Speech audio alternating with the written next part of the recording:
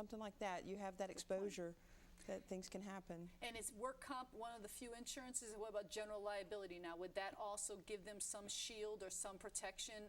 For example, like, because in my office, I often will have someone run to the post office or something like that. Would that give them some shield or not really? Well, we usually tailor the insurances to each business's needs. On my business owners' policies, we'll usually suggest that even if they don't have per se business autos, that they put hired or non-owned auto coverage on there to take care of that sort of stuff. But it doesn't take the place of workers' comp.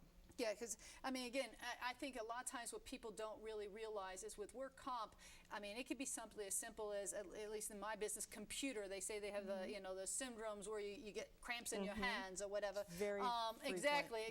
Or whatever. Things can happen, and you just don't know what you need to know, I mean, to be protected. And that's what's so great about insurance. And I think there's a big confusion out there nowadays, especially we keep talking about the health care and all these different bills out there. But one of the biggest confusions I always find is people don't realize we pay into insurance for that day that we pray never comes. Exactly. That's exactly right. You know? I mean, we hope that at the end of our lives we never had to actually use what we've been paying in for, but when that day does come, you know, that shield, I like to say shield, but that insurance policy is actually right there for us. So as a business owner, is there anything particular I should have? Work comp we know about, and then what, general life? I mean, what do we need to know as a business owner? Your business owner's policy, we have policies that are tailored for most businesses. Okay, great. We'll have a business owner's policy tailored to a restaurant, for example, or a store owner, a small grocery store. But we meet with each client and go over the things that are unique to their particular restaurant or their particular store, and tailor things that may not be in that specific policy. And that's why I always recommend to people to give your insurance agent a half hour of your time and sit down and do it right. Because if you just do it quickly and you don't really cover every base, you leave yourself exposed in many cases. I think you hit on a great thing, because it's the same, again, in my profession, every business is different. Every financial I look at is completely different, you know? No two businesses are going to run the same way, and it's great to know. I mean, you're saying insurance is really very, and you think about it, it would be. I mean, if it's a retail store versus a non-retail versus, you know, different types of customers, different requirements. Exactly. And if you're locking yourself saying, okay, I have a convenience store and I'm like every other one, you could very likely miss some very vital insurance or shielding, or pay too much or pay too little because of what you didn't get enough coverage on, whatever. There's so many unique characteristics with each business. I mean, I have some businesses that take property, they borrow things, or they rent equipment for their business on a regular basis. They take it off their premise. So there's coverages that need to be tailored to that in order not to leave that person exposed to a loss. And it's important to sit down and figure all that out when you're tailoring your plan. I mean, that's great advice. Okay, so how often should we review our insurance policies? I recommend once a year. As you have life changes and changes in your business, and just there's so many changes that take place during the course of a year. If you would take a half hour, an hour, just once a year before your policies come up for renewal, your agent can look at it, make sure that you're receiving all the discounts that may be available to you, make sure that if you've purchased new inventory or have more inventory or new equipment, you know, you can just go through a list of checks and balances and make sure that it's kept up to speed. I mean, that's great advice. And is there any way, I mean, if, let's say I'm not with farmers, and can I come to you to get an evaluation? I mean, to get a second opinion, let's put it that way. Is that something you can do? That's something that we do every day. Great. Definitely. Because I mean, I know I was walking downtown Franklin, and I saw a State Farm, and it said free Starbucks with any free appraisal or something. I'm sitting there going, wow, I might just go in just so I can get myself a Starbucks. You could do that as well. Exactly.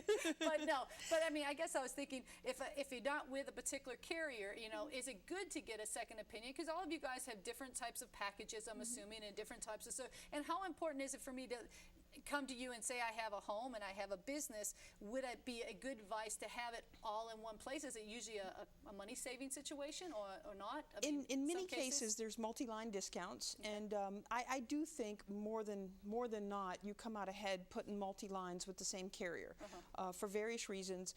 I think most importantly is to have an agent that you feel is taking care of you, that's watching your stuff. I've been on both sides of that one, and I have to say I love Kim, because she kind of, I came into a situation where I had I didn't have that. I mean, Right. I basically had a telephone. It was very social, but it didn't look after me. I didn't feel I was any kind of priority in the situation. So then, when you came into the picture and you said, hey, no, let me do this, and we sat down, and you just took that pressure off me, I guess, because you want to make sure you're not paying too much. I didn't want to be overinsured, but on the other hand, I didn't want to be exposed. I didn't want to have any problems where, something did happen, and and no one told me I should prepare for this. You know what I mean? And that's kind of your job. Okay, Friday, you now got this nice little shield, and I can go on living my life and not worry about if I do this or do that, unless I don't tell you and I do something crazy. Yeah, exactly. Then that could open up a whole new can of worms Exactly. when it comes to that. Have you seen any change or effect? The healthcare bill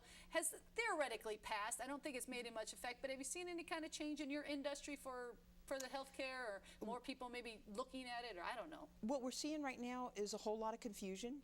A lot of the provisions of the law have not been defined yet.